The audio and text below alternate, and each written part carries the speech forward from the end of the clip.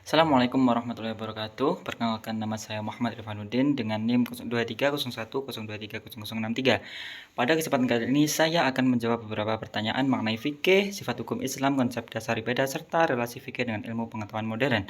Pertanyaan pertama, jelaskan definisi fikih secara etimologis dan terminologis beserta pembagian hukum fikih. Secara etimologis, fikih berasal dari kata bahasa Arab, faqiha yafqahu fiqhan, yang berarti memahami atau mengerti secara mendalam. Sedangkan secara terminologis, fikih adalah ilmu yang mempelajari hukum-hukum syariat Islam yang bersifat amaliyah atau praktis yang digali dari dalil-dalil yang terperinci. Hukum fikih secara umum terbagi menjadi dua, yaitu hukum taklifi dan hukum wad'i. Hukum taklifi terdiri dari wajib, sunnah, haram, makruh, dan mubah. Sedangkan hukum wad'i meliputi sebab, syarat, dan penghalang suatu hukum. Kemudian pertanyaan yang kedua, bagaimana tanggapan mengenai sifat hukum Islam yang universal dan fleksibel? Menurut saya, hukum Islam memiliki sifat universal karena berlaku untuk seluruh umat manusia di setiap tempat dan sepanjang zaman. Nilai-nilai yang terkandung di dalamnya tidak terbatas pada suatu bangsa atau kelompok tertentu. Selain itu, hukum Islam juga bersifat fleksibel. Artinya, hukum Islam mampu menyesuaikan diri dengan perkembangan zaman, ilmu pengetahuan, dan teknologi tanpa meninggalkan prinsip-prinsip dasar syariat. Contohnya adalah transaksi jual beli secara online, pembayaran zakat melalui transfer bank, dan pembelajaran agama secara daring yang tetap dapat dilakukan sesuai dengan ketentuan syariat.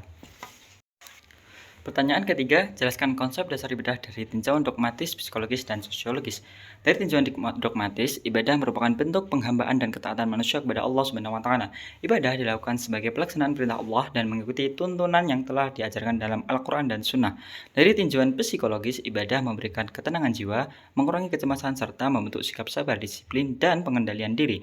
Misalnya, sholat dan zikir dapat memberikan ketenangan batin, sedangkan puasa dapat melatih kesabaran. Dari tinjauan sosiologis, ibadah memiliki fungsi sosial yang sangat penting. Sholat berjamaah dapat mempererat ukhuwah Islamiyah, zakat membantu masyarakat yang membutuhkan, dan ibadah korban mengajarkan kepedulian serta solidaritas sosial. Pertanyaan keempat, bagaimana relasi fikih dan ilmu pengetahuan modern? Berikan contoh kasus yang berkembang saat ini beserta pemecahan masalahnya. Fikih dan ilmu pengetahuan modern memiliki hubungan yang saling melengkapi. Fikih memberikan pedoman hukum dan etika, sedangkan ilmu pengetahuan menyediakan data serta fakta yang dapat digunakan dalam pengambilan hukum. Salah satu contoh yang berkembang saat ini adalah penggunaan kecerdasan buatan atau artificial intelligence dalam pendidikan. Dalam perspektif fikih, penggunaan AI pada dasarnya diperbolehkan selama digunakan untuk tujuan yang baik, tidak mengandung unsur penipuan, dan memberikan kemaslahatan bagi masyarakat. Contoh lainnya adalah transaksi digital dan jual beli online. Praktik ini diperbolehkan